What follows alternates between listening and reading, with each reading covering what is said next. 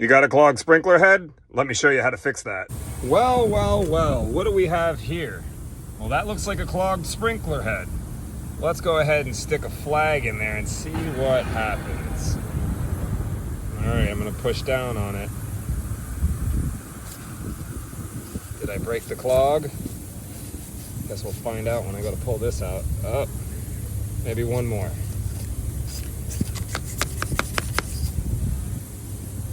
Oh, this one's gonna be a little harder to...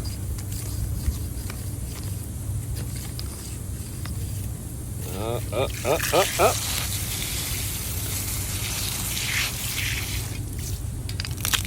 All right, clean water. Let's put a new nozzle in. There we go. Now it's working like it's supposed to. Don't forget to hit that like button and follow me for more great tips. Happy Friday.